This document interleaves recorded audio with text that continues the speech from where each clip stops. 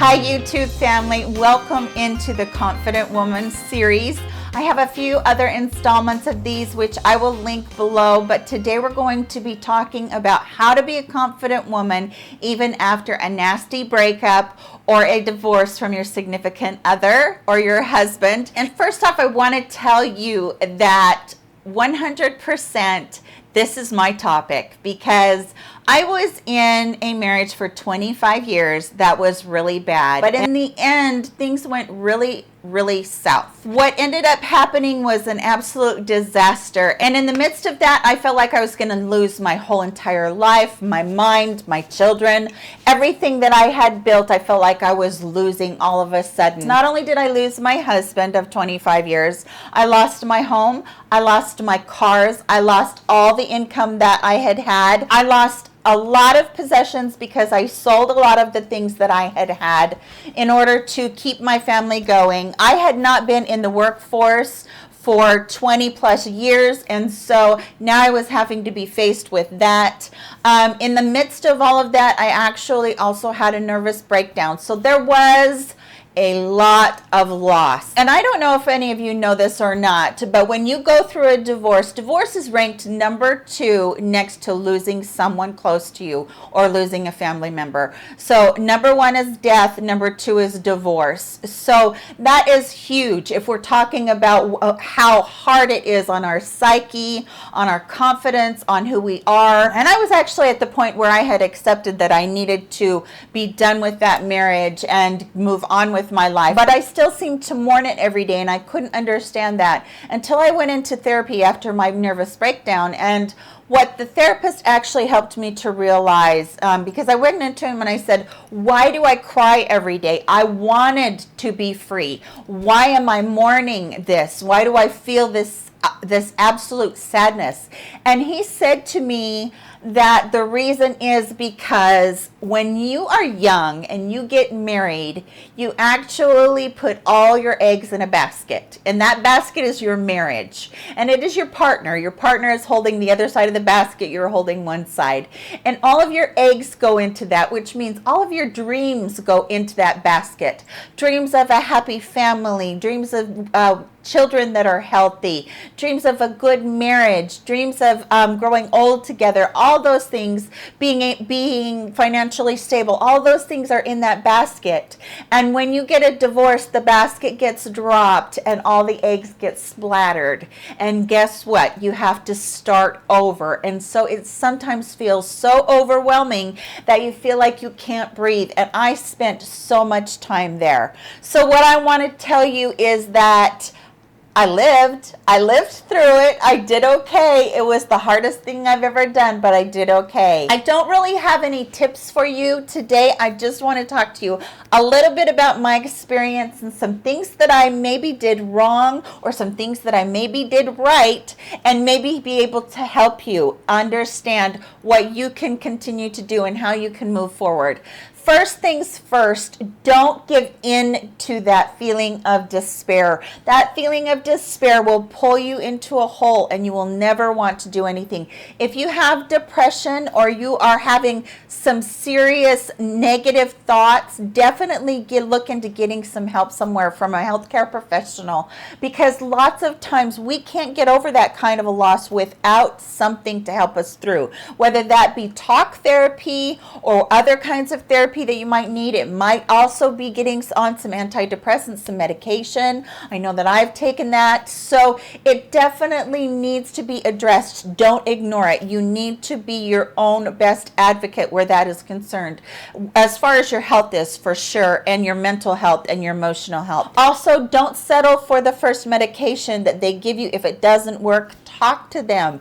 I was on 4 medications before they finally hit on the right one for me. So talk to your doctor. The other thing is talk therapy. That is so important. I found an amazing therapist, but one of the things about talking, I do want to warn you again, please do not get your children involved in talking about your mate. Talk to anybody else. Talk to your siblings, talk to your parents, talk to your therapist, talk to your friends, but please don't talk to your children, because no matter what, that's still their dad, that's still their mother. They still love them. They have been with them through all those years, and now all of a sudden you're telling them you can't be with them. They're terrible people. Their minds are too fragile. They can't wrap their head around that needs to be their thinking, because it isn't their thinking. So please do not get your children involved. Don't make any of your children your best friend. If you have an only child, he is not your friend. She is not your friend. She is your child, and you are the parent. Continue to be the parent, even though you're grieving and going through so much. The other thing that I didn't do is I didn't take care of myself, and I didn't nurture my ego. When somebody says ego or egotistical, we automatically think a negative thought. But we need to have a certain amount of our ego intact in order to be confident. And our ego is what makes us portray ourselves to other people as confident women. And that is something that we really need to nurture. So do things for yourself, even little things for yourself. And, along those lines, don't let your house go. You might want to take this time to organize and get rid of things that you really feel like you just don't need in your life anymore. It's amazing what you can accumulate. I was married for 25 years, and oh my Lord, it was amazing what I accumulated. And I had 3 huge garage sales, but I didn't miss any of those things I got rid of. And then the things, maybe you don't want to have a garage sale, maybe you just want to donate them. Go ahead and do that. There are tons of women's shelters. There's tons of places that need those kinds of things. Another thing that I want to tell you guys is don't isolate yourself. I really isolated myself because I didn't feel worthy of anything. Don't do that.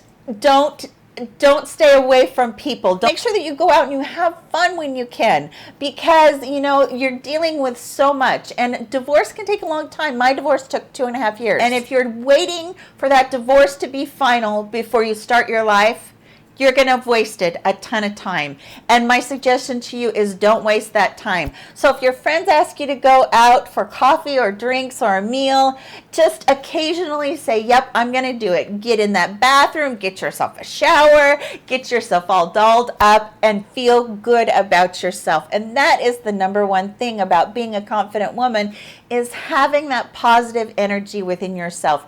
If you are isolating yourself and you are alone, you're going to ruminate, or you're going to meditate on all the bad things that are going on in your life, and I guarantee that is not healthy for you. But if you're out with your friends and you're laughing, laughter is so powerful. If you're out with your friends, you guys are cracking jokes, you're being with each other, you're laughing, you just feel that love from them that you haven't felt in a while. That is a powerful, powerful thing.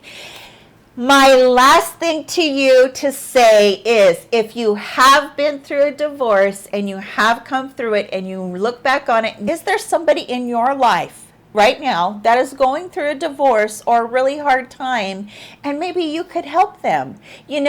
We learn through our experiences, and then we pass joy on to others by being there for them in their time of need. Putting yourself out there for another person gets you out of your own head, and it really does help make you feel better because you're giving to somebody else. And when you feel the power of giving in yourself and you put that out there, then you will absolutely 100% feel that inner joy that you haven't felt before. And it can be such a powerful thing for the other person too.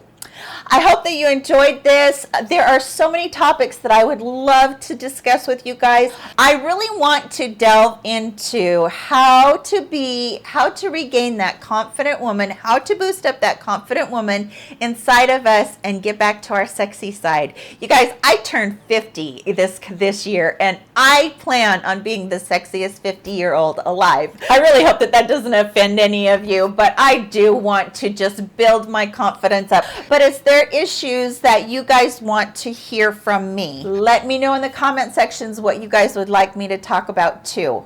and let's chat. Let's talk, okay, you guys? I really love doing that with you. So please give this video a thumbs up if you enjoy the Confident Woman series. I love bringing it to you. Thank you so very much for all the support that you give me all the time. You guys are so awesome, and all the positive energy that comes back to me after I make these videos just swells my heart and makes me feel fantastic. So I love you all. I hope that you have an amazing, wonderful day, and I will see you in my very next video. Bye, you guys.